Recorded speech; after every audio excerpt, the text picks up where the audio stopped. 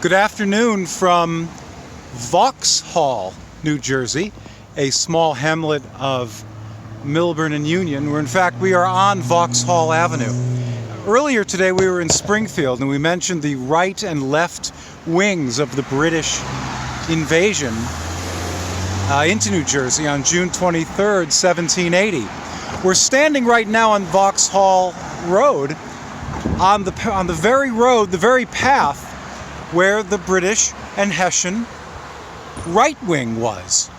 They would have come from that direction. Now the road is still laid out the same.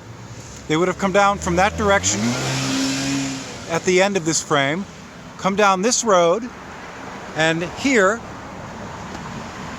we're at the east branch of the Rahway River. Right now it's a very slow moving stream, but back then it was a pretty formidable waterway. And again, we have the new bridge over here. And in June of 1780, there was a bridge here. And the Continental forces and the New Jersey militia were defending this area. The British and the Hessians came in from behind me. And just like in Springfield, this was a formidable barrier. And the British and the Hessians were looking for a way to cross. They were looking to cross this river. On their way they would have wanted to go that way to the left to meet up with their left wing through the Hobart Gap and on to Morristown. So their column, we're going to move backwards, looking east again. Looking east, we're going to look over here, and the column spread out into lines, looking for a way to cross the Rahway River. Hello. And eventually they found a place to cross further up this stream. And then they crossed over there and they walked, and they were able to cross this river, cross this stream, and continue marching. But they were stopped, as we mentioned, in what is now Main Street, Millburn, because the British commander on the scene did not want to take heavy casualties. Because in the background behind there is higher ground. It's hard to see right now. That's the South Mountain Range beyond these trees. And the British were surrounded. The Continental forces and the militia, they had the high ground.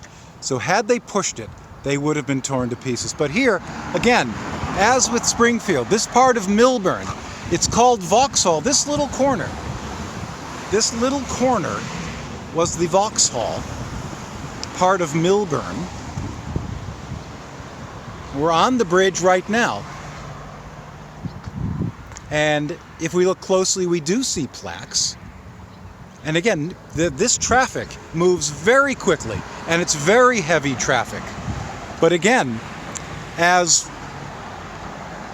with Bunker Hill and other places before the Civil War, preservation was not top on their minds. So even though this is a very significant turning point in the Revolutionary War, all we see are plaques, and they're new plaques on this relatively new bridge.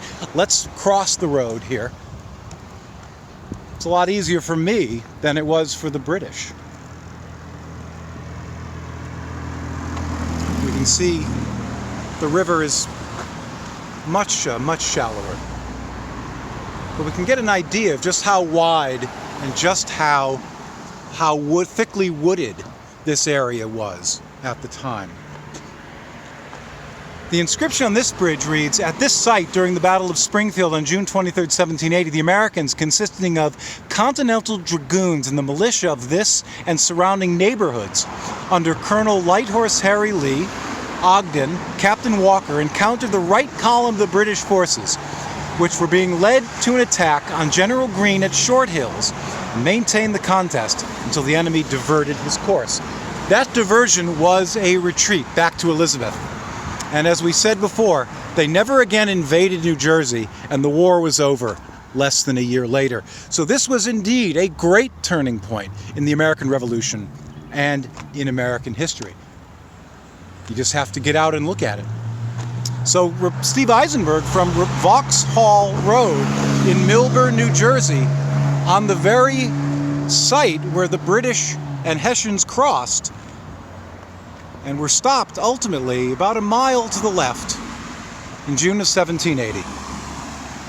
Keep looking. History's out there. You just got to find it.